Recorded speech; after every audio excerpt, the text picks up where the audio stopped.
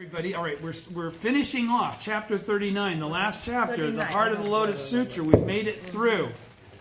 We started this back in about this time last year, I believe, right? I know that the videos started recording in July, but it was something like, yeah, we were already through the whole expedient means chapter before we started doing the videos. So it's been about a year. All right, so here we go. My Jesus, we all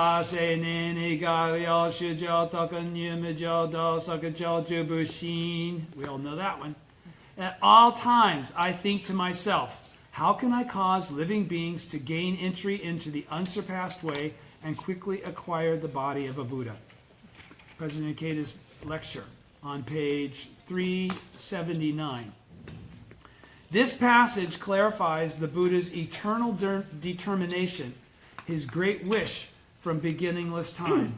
The Buddha yearns only for only one thing, to help people gain unsurpassed happiness. What's that actually saying then? Yeah, but how do they do that? He makes them equal to himself. He makes them realize their Buddha nature.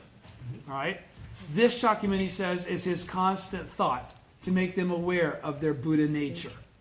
All right? With crystal clear thought and intent, the Buddha envisions the path that people need to follow to attain this happiness, the path toward Buddhahood. And he points people in this direction, saying, go forward along this path.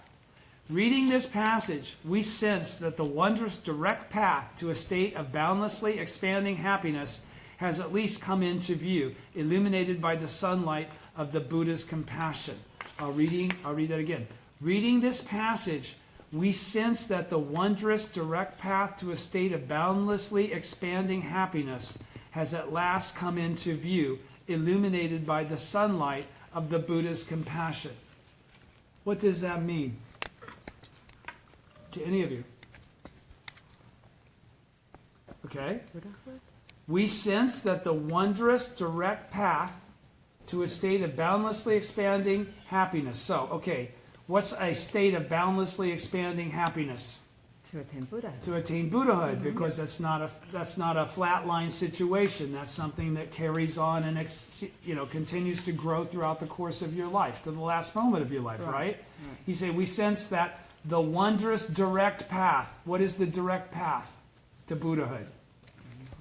Chanting Nam Myoho Renge Kyo, yes dear, has at last come into view, illuminated by the sunlight of the Buddha's compassion. What's the Buddha's compassion? The Buddhism of the sowing. That's the direct path to this ever-expanding happiness. Do you understand? It's Nam Myoho Renge Kyo. This isn't about the Buddhism of the harvest in actuality, even though this is coming from the 16th chapter of the Lotus Sutra. Do you understand? All right? We're in the latter day of the law. We don't read it that way anymore. Yeah. All right? Reading this passage, we sense that the wondrous direct path to a state of boundlessly expanding happiness has at last come into view, illuminated by the sunlight of the Buddha's compassion. These resounding, merciful words conclude the verse section as well as the entire lifespan chapter. It is a soulful passage, an appropriate conclusion to the epic poem for the salvation of humankind that crystallizes the heart of the Lotus Sutra and the spirit of Shakyamuni. What's he talking about there? He's talking about the verse section of the lifespan chapter. That's the poem that he's talking about. He says, an appropriate conclusion to the epic poem, which he's already qualified that the verse section is actually a beautiful poem, right? And that's what one of its aspects is the fact that because it's verse rather than prose, it has the ability to emancipate and capture people's heart and carry them forward. It's too bad that I don't know Japanese, because when you talk to Japanese about the words that are used, they say it's beautiful. What is beautiful? The words that are used. Oh, okay. The words, yes.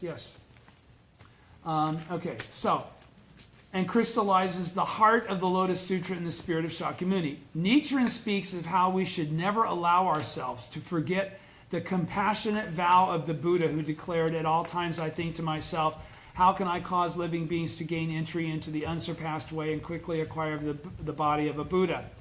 This vow constitutes the essential entity of the eternal Buddha. The entity of the Buddha's life is inseparable from this great vow. Does everybody understand that? Again, Nichiren speaks of how we should never allow ourselves to forget the compassionate vow of the Buddha. What is the compassionate vow of the Buddha? To make all other people Buddhas, right? And at all times think to myself, how can I cause living beings to gain entry into the unsurpassed way? Okay, which is entry into the path to Buddhahood, right? And quickly acquire the body of a Buddha, to realize the essential nature of their own life. This vow constitutes the essential entity of the eternal Buddha. Now, what does that mean?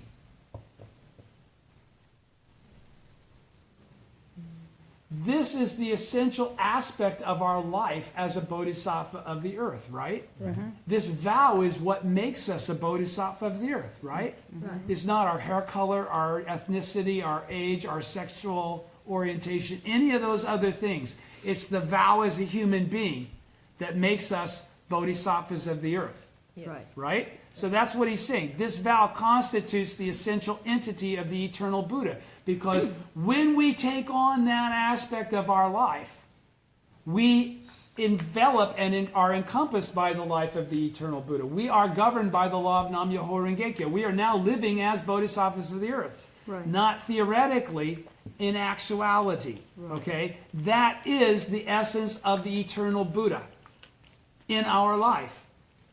What other aspect of the eternal Buddha exists in you? It's the vow to make everyone else equal to themselves. It's the vow to uphold the Buddhism of the Sowing in the latter day. Right? So this vow is the essential entity. When we talk about ourselves being one with the Gohonzon, what makes us one with the Gohonzon? It's the vow and our own actions. Other than that, it's theoretical. It's a story about, but it's nothing that anybody's doing. It's nothing anybody's tapping into the power of.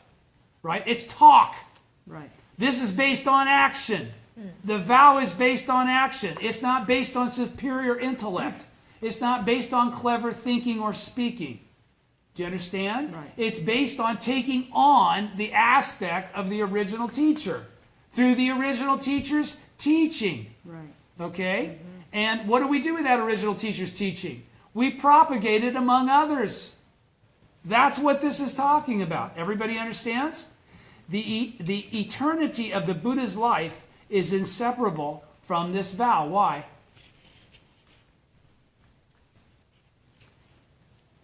Because it's the same vow. In the absence of this vow, the eternal Buddha doesn't live on. Because this vow is the aspect that common mortals are able to bring forth from their lives and manifest the aspect of the eternal Buddha in their life. Do you understand? Without this vow, without this sense of connection, without this determination to uphold the law in the latter day, what connection do you have to the eternal Buddha? The Nam-myoho Renge-kyo, thus come one. All words, all theory. The vow is the only thing that actively makes it actual. When we talk about actual Ichinen Sanzen versus theoretical Ichinen Sanzen, that's what this is talking about. Do you understand? Yes. All right. So the Buddha appears in this world because of this great vow. Why did you manifest in the Sahe world? If you're a bodhisattva of the earth, why did you manifest in this world? To uphold this vow and to create widespread propagation. Right. So the Buddha appears in this world. You all appeared in this world because of this great vow. Right. Remember when he says the Buddha. If you consider yourself the Buddha, this is specifically speaking of you. Yes. It's not speaking of someone from historical perspective that you aspire to be like. Right. Okay? You already are. The essence of your life and the essence of all other Buddhas is exactly the same. That essence is the vow for widespread propagation, which only comes with the realization of your own Buddha nature. Do you understand? Yes. You can't be committed. You're not making any progress otherwise, right? Right. Okay, so the Buddha appears in this world because of this great vow.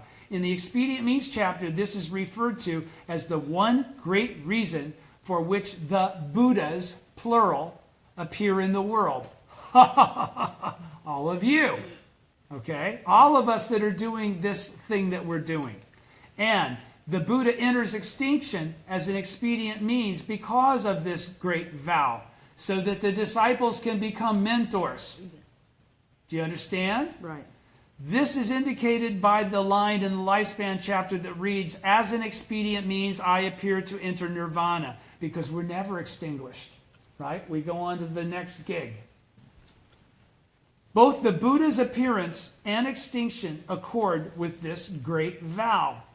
Both the Buddha's birth and death are incorporated in this constant thought. Okay? Everybody's with me? Do you understand that on this deep level that I'm trying to express it as? Nichiren Daishonin says, the two phases of life and death are the wonderful workings of one mind. What one mind are we speaking of? The one mind of Buddhahood. The one mind of Buddhahood that permeates all things. The Buddha nature that exists in all things. Do you understand? There's no separation here. Is everybody with me? Okay. Nichiren Daishonin says these two phases of life and death are the wonderful workings of one mind. The concluding lines of the verse section clarify the substance of this one mind. What is this one mind? It's the vow. At all times I think to myself, how can I cause living beings to gain entry into the unsurpassed way and quickly acquire the body of a Buddha? Right? That's what we're doing. Right? Okay. I want to become happy and for everyone else to become happy too. This is the original mind, the pure wish, functioning in the depths of life since beginningless time, since Kuan Ganjo. Yes. Okay, preceding numberless major world system dust particle kalpas ago. That's why what we're referring to here, even though this comes from the 16th chapter of the Lotus Sutra, we are speaking of the Buddhism of the sowing. We are not speaking of the Buddhism that's taught in the Lotus Sutra itself. That's the Buddhism of the harvest. Do you understand? That Buddhism cannot deliver this commitment. That Buddhism cannot attain Buddhahood in a single lifetime. All right? Only the Buddhism of the sowing allows for that. Those who totally embrace this spirit, are Buddhists. Period. End of subject. There's nothing more for them to do. There's nothing greater that they have to do to be the Buddha that the previous paragraphs are speaking of. All right? Right? He's made that as a declarative here, by the way. All right? But he also qualifies it, those who totally embrace this spirit. Fanatics, true believers, mugiwashi, doubt-free faith. That's what he's talking about here. That not just being a part of the Soka Gakkai, not just having a good feeling about Buddhism. He qualifies it. Those who totally embrace this spirit. And I just delineated this spirit in a deeper sense than you can read it on the surface. That's what he's talking about. Are Buddhas. Because it is the Buddha's all-encompassing wish. It is the great vow. Nichiren Daishonin, the Buddha of the latter day of the law, lived his life according to this vow.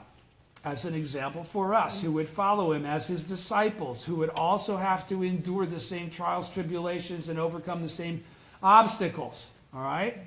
The people's happiness was always the Daishonin's sole concern. In his epochal treatise on establishing the correct teaching for the peace of the land, which we call the Risho and Kokorat, Nichiren begins by depicting the miserable conditions of the people who were suffering from one calamity after another. Nichiren always fixed his gaze on the people. Always. And that's what every true disciple does as well. That's what President Ikeda has constantly talked about in this book.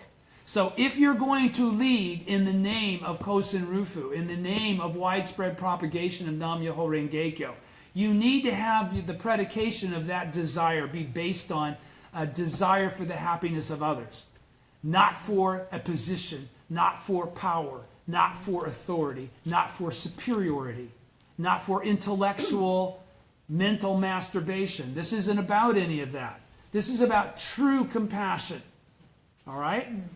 In this writing, he called out to Hojo Tokiyori, the most powerful person in the country, and invited him to join in considering what could be done to alleviate the people's suffering. Does everybody remember that? Why did he write the Risho on Kokoran?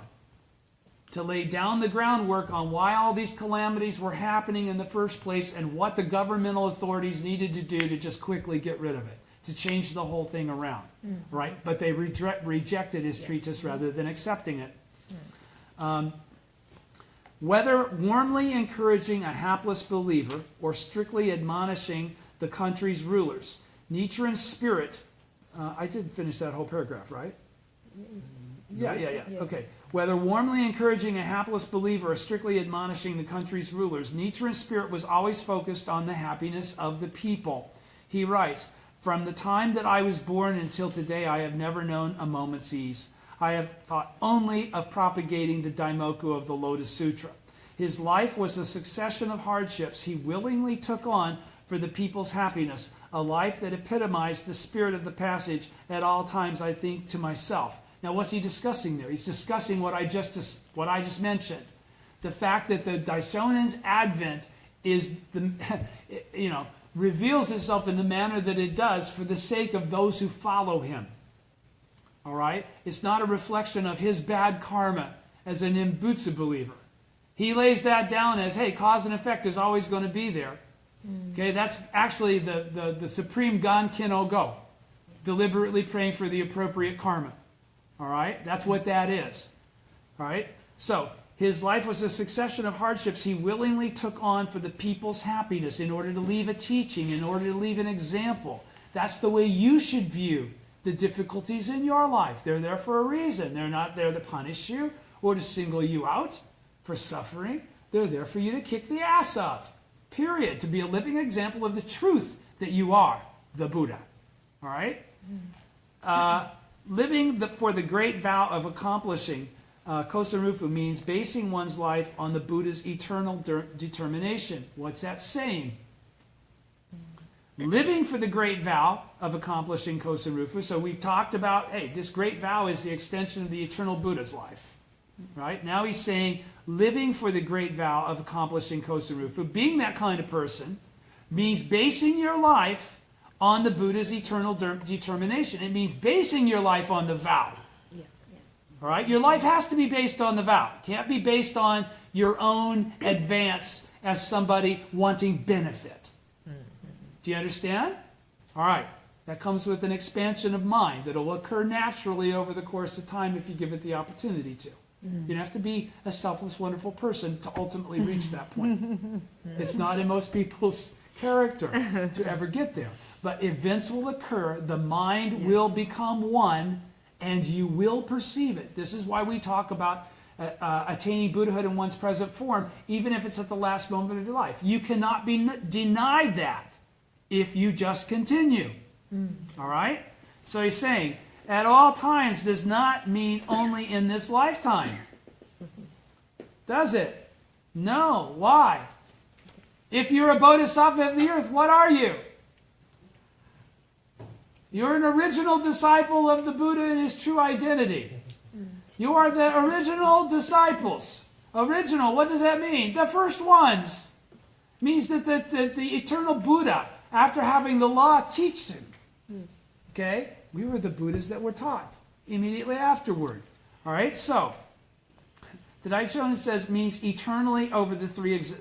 Living for the great vow of accomplishing Kosen-rufu means basing one's life on the Buddha's eternal determination. At all times does not mean only in this lifetime.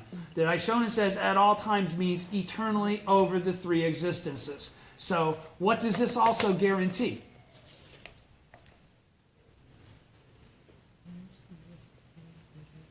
Come on, I know you got it. You guys are giving me good answers tonight.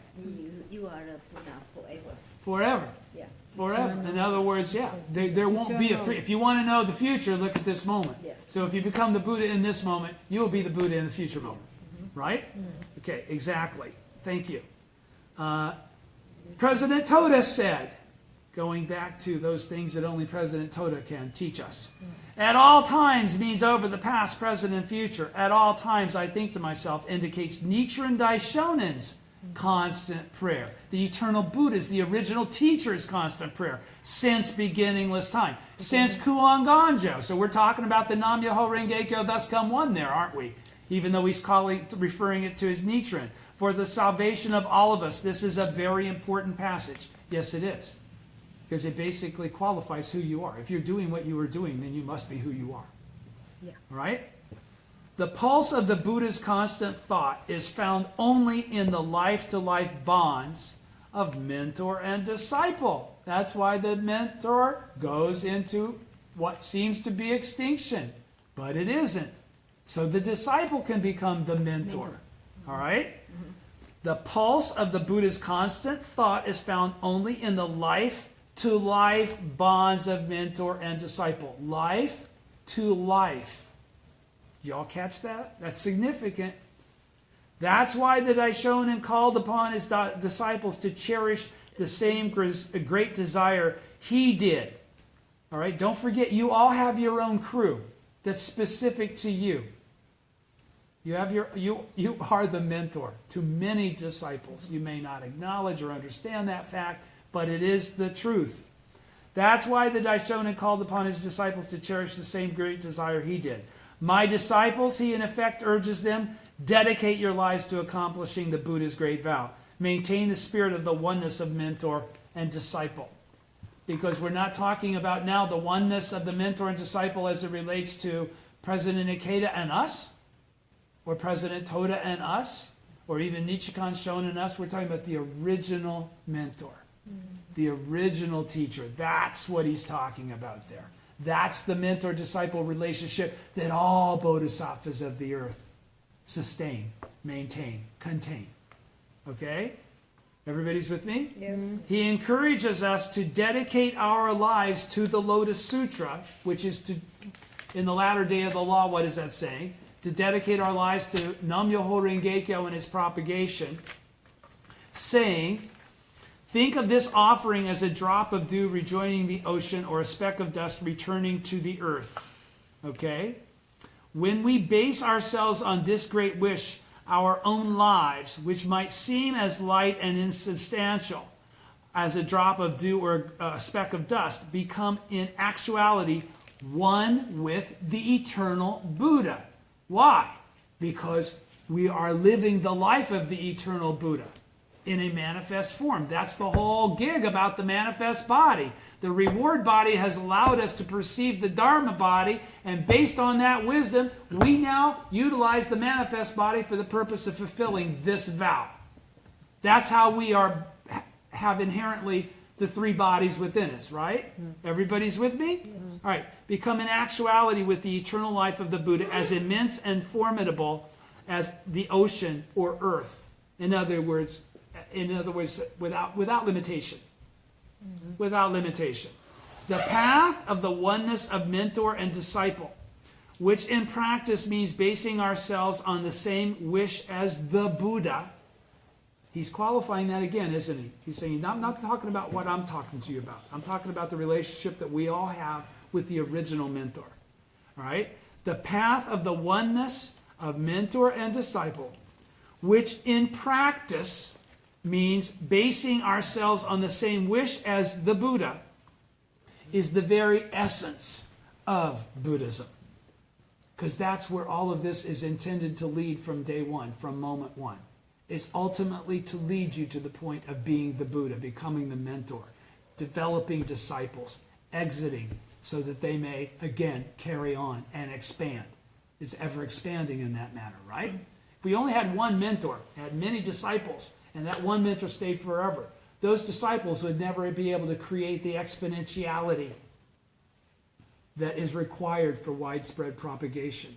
That group of disciples need to all become mentors so that they all have groups of disciples. Do you understand? That's exponential. What that means is that it keeps adding into an ever greater number. It doesn't just sustain itself. It is not static. It's ever, ever, ever growing. Do you follow? All right. So, May 3rd, 1951, we just missed it last week, the anniversary. The day Josei Toda became Soka Gakkai president was an unforgettable day for me. It was then that the eternal bond of mentor and disciple was formed. On that day, a new structure for the Soka Gakkai organization was announced. The headline in the Seikyo Shimbun reported, a new organization to lead all people to happiness, to work for the happiness of all people. This was President Toda's spirit. Okay? But what is significant about that as it relates to the historical content of reality? By virtue of Josei Toda becoming the president and reorganizing and saying we're going to do things now this way, led to the opportunity for a younger member, a member that was a true disciple of his, to become the third president. Do you understand? If Josei Toda had never become second president, very likely Daisaku Ikeda would never have become the third. Because there were peers. Josei Toda did have a peer group. He had older guys that were also close to Makaguchi, had been around since the beginning. There were a lot of rivals to President Ikeda for this position of third president. That's why it took 3 years for them to finally appoint him. There was a lot of discussion that went on. He was much younger than the older senior figures in the Soka Gakkai movement at that time. Do you understand? All right, so that's why, I'm going to read it again.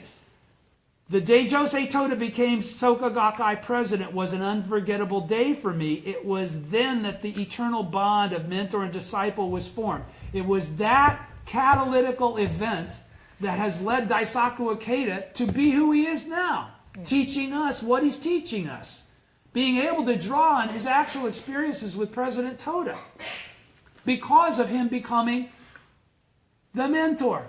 From being a disciple, and there was nobody that was a greater disciple than Daisaku Ikeda, right? He wrote the book, right? Kansai Campaign. He's the one that made history. He's the one that's why they couldn't deny him the third presidency, because he was the disciple that warranted that. On that day, a new structure for the Soka Gakkai organization was announced. Okay, that structure ultimately led to Daisaku Ikeda becoming the third president. To lead all people to happiness, which is when President Ikeda realized, I've got to do exactly what my mentor has been doing. He's not going to be around forever. I've got to maintain and sustain his spirit and his message and the truth of his teaching. Do you understand? That's what he's gone on to do. This, pardon me. At that time, there was a membership of several thousand. That's all the bigger it was. It wasn't in the millions. It wasn't even in the hundreds of thousands. Do you understand? This is 51. All right? So Toda had only gotten out of prison 7 years earlier. All right? At the same time, there was a membership of several thousand.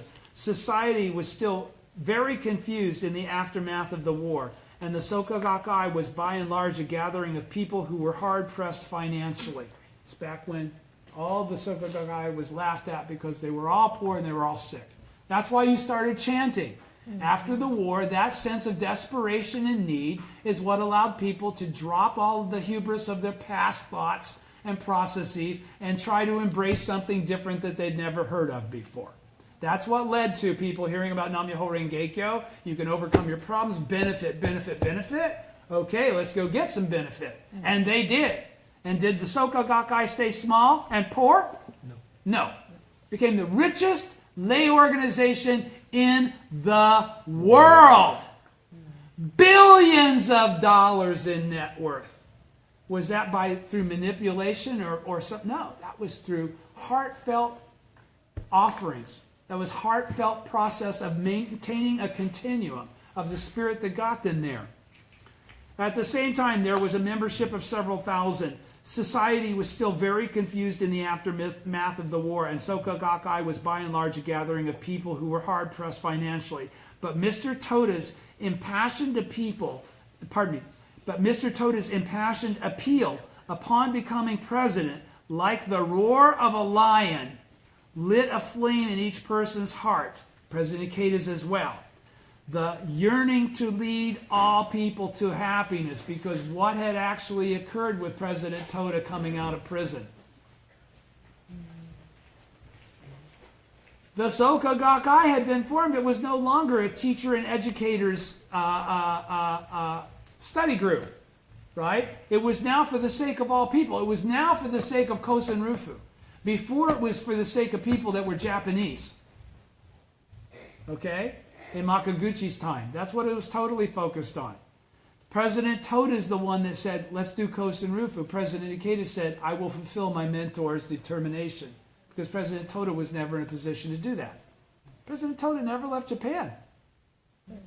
Yeah. Right? Yeah. Okay.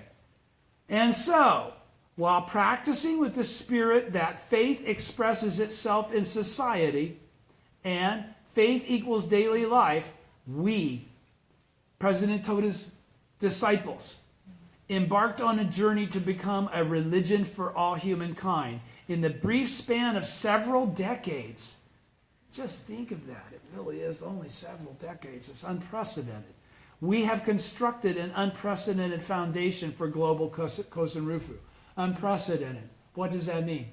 That means in all the 700 years before then, none of the priests, none of the temples, none of the other religious organizations accomplished what they did. Yet, what is the message of the Daishonin's teaching? To accomplish this. So who are the only real disciples? They're the only real disciples. Because it's not theoretical. It's actual. All right? Yeah. We have sown the seeds of happiness in the hearts of people the world over. Who could have foreseen this? In the popular history of the era, this certainly qualifies as the miracle of the 20th century. And if it had happened in the United States, it would be considered that. Japan's just a little too isolated for everybody to know about it. All the members were serious. And they were. They were serious because that's the example that President Toda left for them. All right? All the members were serious, giving it their all. They fought with the resolve that they would definitely accomplish Kosen Rufu, thus fulfilling the Daishonin's will. This is why they went from an organization of poor people to one of not poor people. Because those people all gained fortune in their life. Why did they gain fortune in their life? By just listening? No, by doing. By doing, by taking action. That's the whole key here. All right? That's all the members were serious. That's what he's letting you know. He says it was a different time. It's just like any of us generationally, you know. Our parents probably worked harder than us to survive and live.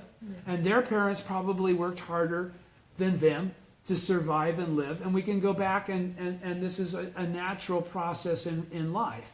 That's what he's also saying. You who have kaikons to come to and all this stuff to read, okay, and can receive Gohanzan and chant as much as you want and only spend 5 minutes in the morning doing Gongyo. Okay? You remember those valiant, brave pioneers that preceded you that made it so that could be this way now.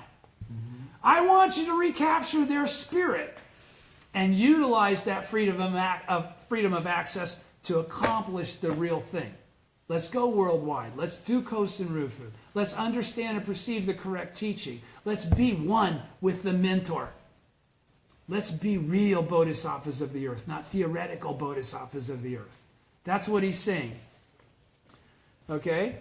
Nichiren Daishonin, Nichiren says on the top of 383, Nichiren says, myself, and I think to myself, refers specifically to Shakyamuni Buddha, and in a more general way, to the beings of the 10 worlds. In this latter sense, I think to myself, refers to us. Right? The thoughts of those who at all times think to themselves about Kosen Rufu are at one with Nichiren's immensely compassionate thoughts. Are at one. Everybody with me? Do you understand the significance of what he's saying here? He's making a qualification. He's separating the men from the boys, so to speak. He's letting you know what's the truth versus what you may think is the truth. It's all about your effort. It's all about the vow. There are many people that chant Nam Myoho Renge Kyo to the Gohonzon and don't have any sense of vow whatsoever. It's so weak, it's just like a catchphrase.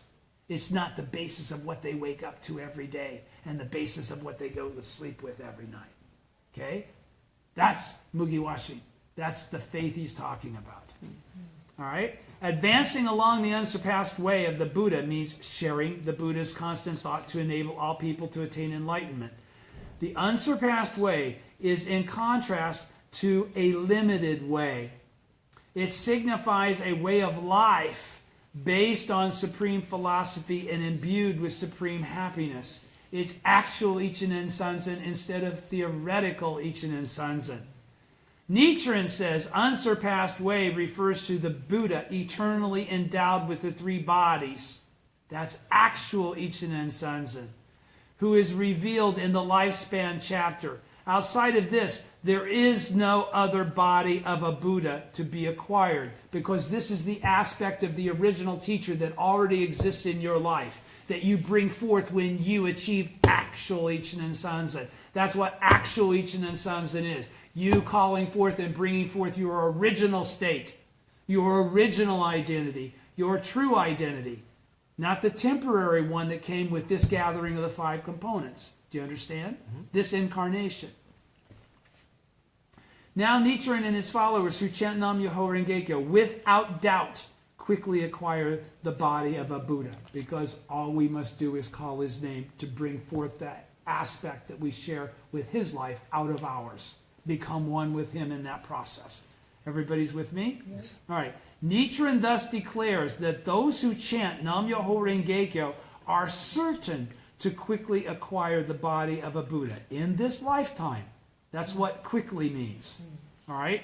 That is, they will become Buddhas possessing the three bodies and acquire the body of a Buddha. They will become Buddhas that perceive the Dharma body, the reward body, and the manifest body. Quickly means that we will do so just as we are, as ordinary people in this lifetime. This is because the three bodies of the Buddha are already inherent in our life. This is because the three bodies of the Buddha are inherent in our lives. Everybody's with me, right? Mm-hmm. The Buddha, in other words, is telling people, become happy. He promises the happiness of all mankind. The gate to true happiness has been opened for all, because the Buddhism of the sowing has been revealed and been bestowed upon his disciples to propagate. All right? And it is through faith that one can enter this gate. Actually, it's only through faith that one can enter this gate. All right? Nothing delighted President Toda more than hearing members' experiences of benefit. Whenever he heard someone's happy experience, he would call out to those nearby, I hope you will further solidify your faith so that we can hear many more such wonderful testimonials. If you read the Gosho and read it extensively, you'll find that same spirit with Nichiren Daishonin. Every time he has one of his disciples utilize Nam Myoho Renge Kyo in the practice that he instilled with them and gain benefit, gain actual proof. Shijoki, he writes letters to him. He says, yeah, attaboy, it's because of what I'm teaching you. Don't lose sight of that fact. All right? He says, so I hope you will further solidify your faith so that we can hear many more such delightful testimonials. That is my sole wish. I desire nothing but for all of you to become truly happy, to become mentors, to be filled with stories of victory. All right? As president, I stand up together with you out of the desire to help all people become happy. That is my sole wish. I am the Buddha. All right? My spirit is the same. This is why it is the important duty of the Buddha's children to stand up to those with evil intentions who seek to obstruct the path to people's happiness. Now that can also be by propagating erroneous teachings or erroneous understandings of correct teachings. That's why you need to understand what they are. All right? So, he says, this is why it is the important duty of the Buddhist children to stand up to those with evil intentions who seek to obstruct the path to people's happiness. How have we seen an example in Daisaku Ikeda's life of that sentence?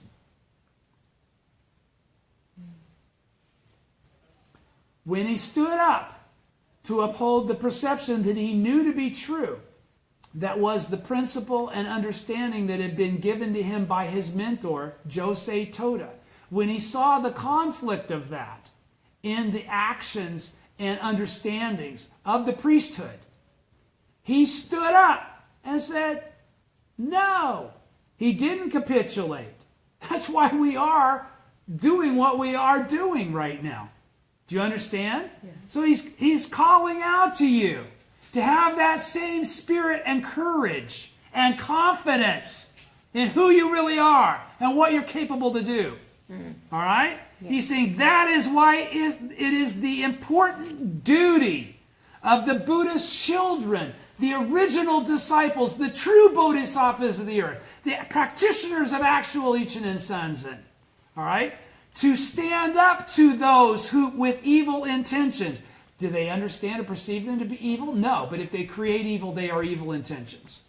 Do you understand? Mm-hmm. They don't have to be corrupted people that really are trying to hurt someone. But if they're leading in an incorrect path, that's exactly what they're doing. And they must be stood up against. Okay? Once again, understand and perceive the lineage of the examples that we've received that have gotten us this far. That's the basis of example we're to carry on with. That's why we have the Soka philosophy now. And it's different than anything else that's preceded it. All right? Obstruct the path of people's and happiness. Many years have now passed since March 16th, 1958, the historic Youth Division ceremony at which President Toda passed on the responsibility for achieving Kosen Rufu to his young successors. President Toda's final guidance was, fight resolutely against evil. You must never give up in your struggle against evil. Okay? That's what led President Ikeda to not have any doubt about what the hell he was doing when he did it. That's how he was taught in the first place. All right? And don't forget, what is this, March 16th, 58? Toda didn't live much past this point in time. 58's when he died, isn't it? I believe so. Yeah. Yes. All right? So, needless to say, those who fight for the people's happiness, the people's happiness, the people's happiness, with the same spirit as the Buddha, which is to only desire the people's happiness based on them becoming equal to them. There's no hierarchical process. If you want the people's happiness from a top-down standpoint, like you're the king, and you want all your subjects to be happy, that's not the happiness that he's talking about. He's talking about the happiness of Buddhahood, equality, the grand equality of the spirit of the Buddhism of the sowing. Needless to say, those who fight for the people's happiness with the same spirit as the Buddha, who fight to crush, he couldn't say it more powerfully than that. That's not to be passively objecting. That's to say, bullshit. I'm going to do it the right way. I know what the right way is. I've been taught the right way by a mentor that surpasses whoever you are. All right? To fight, to crush the forces seeking to obstruct the people's happiness. Obstruct the people's happiness is to propagate incorrect teachings. Are certainly emissaries of the Buddha and the Buddha's children. So he says up here, where he says, that is why it's so important, duty of the Buddha's children. He's saying you are the people I'm talking about when I say the Buddha's children. I'm not talking about generally. I'm not talking about a general sense of all people are the Buddha's children. Do you understand? I'm talking about practitioners of faith, practitioners of actual Ichiren Sanzen. Carrying out the practice of, at all times I think to myself, how can I cause living beings to gain entry into the unsurpassed way and quickly acquire the body of a Buddha, is the vow of the Buddha and the determination of the Buddha's disciples. Right? If we always make the people's happiness our goal, the SGI will continue to flourish eternally. So there have to be SGI practitioners that understand the purpose of the SGI. And not everybody does. Not everybody understands what this last sentence just said. If we always make the people's happiness our goal, that's got nothing to do with how many Daibyaku, Renge, or what, none of the other campaigns.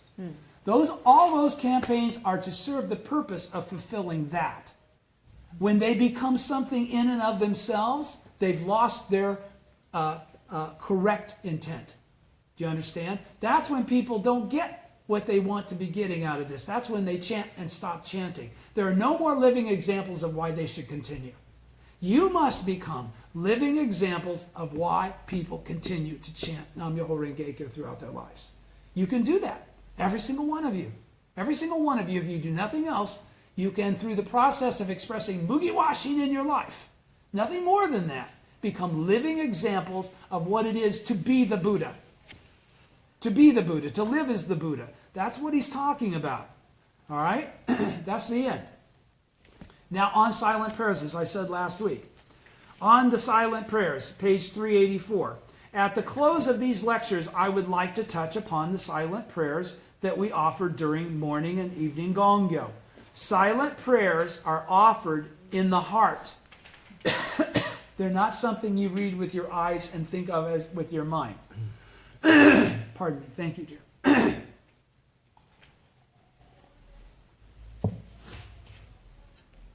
Accordingly, even though we may read their words, it is what we actually think, the thoughts occurring to us, that become our prayers. It's not the words, it's what your life accompanies with those words. Do you understand? That's the distinction. So if all you're doing is reading the words and letting it go at that, you're missing the point of the prayers. All right? President Toda said, since we are human, it is only natural that various thoughts occur to us while we are chanting Nam Myoho Renge Kyo. How many of you have thought of some pretty screwy stuff while you were chanting? Yo. But if we chant earnestly, then gradually we can focus entirely on the Gohonzon. If we chant with an earnest frame of mind, various worries about our daily lives will be resolved. At that time, for example, the complaints of a spouse can sound as soothing as a lullaby, because we realize what the real aspect of those complaints were. They got us in front of the Gohonzon. Because we got in front of the Gohonzon and started chanting Daimoku, the realization of the truth started to seep into the 9 worlds of the reality we were in, and the 10th world aspect of those 9 worlds takes over. And we're able to perceive the truth of our life. We're no longer, it's my best friend. Anybody that gets me in front of the Gohonzon is my friend. My enemies are always my friends. That's the beauty of Buddhism. Whoever, whatever problem gets you in front of the Gohonzon is your friend. It's your Zen Shishiki, right? Akazishiki would be something that would give you pacification and no need to really chant so much Daimoku. Everything's going great. Thank you, honey. Oh, I'm so happy. No, it's those things that are foils to us in the moment when we're deluded. We think, why are you complaining all the time? And then you go chant about that complaint, and you realize, hey, everything's a reflection of me. I own that. It doesn't matter that she said something. I own that. That's what I'm experiencing. I can change what I'm experiencing. I'm going to change this. Okay? Let's be careful when offering silent prayers. The thoughts in our heart are clearly expressed to the Gohonzon. If during the silent prayers we think, that guy's a real jerk, then even though we may be reading the silent prayer's words, it is the thought in our hearts. He's a real jerk. That becomes our prayer to the Gohonzon. Not a good cause to make. Offering the silent prayers properly is a decisive struggle. So, understand, Daisaku Ikeda is letting you know, hey man, I know you've been doing gongyo every day and you read those prayers and you think no big deal because they're just, they're there. But he's saying this is a decisive struggle to do this right. And it's important that you do it right. And you need to be aware, number one, of how important it is for you to be able to do it right. That's why I stuck this in at the end of this lecture. Because I want to make sure you understand. This is all from your heart. Yeah, we wrote down some things as guidelines for you to focus on. But unless you focus on them in the right way, it doesn't even matter if you're reading those words. So if you read sincere gratitude to the founding presidents and you have no real sense of gratitude, that's just like, why did those guys get put in here? You're really screwing up. You need to try to embrace what those prayers are representing and what they're actualizing in terms of a goal and a desire for you as a Buddha. Reread those prayers with a deeper mind. Really, it's not about you. It's about Kosa Rufu. All of them. All of them. Offering the silent prayers properly is a decisive struggle. The prayers that someone offers reflect his or her life state. Prayers have to be concrete, and they must be earnest and made with determination. What does that really mean? The prayers must accompany action. You can't just sit there and make a wish list thing. I want this to happen. And then do nothing to help it manifest. You must take action. You must put yourself in a position. I was chanting about my eyes. My eyes were hurting. I didn't know what to do. Out of the clear blue sky, my wife made a health check. I went to the health check today. I had no thought about them checking my eyes. I'm thinking liver, guts, the things that I already know are hurting. Never thought to me that they're going to do the little puff air thing in my eyeball and go, hey, man, you got the beginning of glaucoma. You better be careful. It would be important for me to not get glaucoma, wouldn't you say? I mean, for me personally, how can I read if I can't see? Okay? So good good thing for me to have this come out of the clear blue sky, actually, through proper prayer. The prayer was answered. I didn't, did I go get the appointment to go get my eyes checked? I would have never done that. No. My spouse decided, I don't want you to die. I'm going to go get a health check with you because I know you won't go unless I go with you. Okay? And it was a mutual benefit. All right? So, he says, prayers have to be concrete and they must be earnest and made with determination. Whether chanting Nam-myoho Renge-kyo or offering silent prayers, the most important thing is to pray with a resolute mind. What does that mean? Prayer should not be abstract. Resolute mind is really doubt-free faith. Resolute mind is not chanting, I hope this happens. It's not weakness. A resolute mind is the determination that you will succeed. That the promises of the teaching are etched in stone. You don't have to worry about whether they're real or whether you're good enough. Okay? You're the Buddha. That's resolute prayer. Resolute mind is fulfilling your vow mind. Okay? Prayer should not be abstract. The Buddhas and Buddhist deities respond to earnest, strong prayers arising from the very depths of one's life. All right? I've now completed my lectures on the expedient means of lifespan chapters, which clarify the very essence of the Lotus Sutra, the scripture of humankind. In my heart, I see President Toda discussing the essence of Buddhism while calmly taking in the storms of society. Mentor and disciple are always together. Today, once again, I can fight. Today, once again, I can advance Kosen Rufu. I start out each day with this sense of elation. In my heart, I greet President Toda and begin an all-out struggle. For me, every day is like an exuberant morning. Based on my daily Gongyo and Daimoku, together with friends and comrades throughout the world, still I continue to fight vigorously with the spirit of the rising sun. As we have learned thus far, we who recite the mystic law dwell in the eternal dimension of the three existences, the dimension of all humankind and the entire world. And with a grand spirit, we advance sure-footedly through the realities of our lives. This is our path. The end. We finished The Heart of the Lotus Sutra by Daisaku Ikeda. Now, let's go to the opening of the eyes. Lecture by Daisaku Ikeda. Or what time is it? 9. Oh, shoot. Okay, well, we will be starting next week on the next thing we're going to read. And we're not going to stop reading until I can't see anymore. How about that? So let's all make the determination I'm able to see to the last one. Not so quick. So, I'm joking. I don't have a bit of fear. I mean, again, these things don't faze me. This is why I got to the doctor today. I got to the doctor to get it fixed, not to succumb to being defeated. No, not going to happen. So at any rate, I really, really suggest I ask all of you. I know a lot of times, sometimes you don't get a chance to really read this before we read it at the table. Read this introduction just for me. Read it to yourself. Grasp what he's saying, because it's going to preface where he's coming from for the entire lecture. And it's the real basis of correct thinking, correct learning, correct understanding. So do that. Are we done? Are we still rolling? Okay, bye. Read from what page to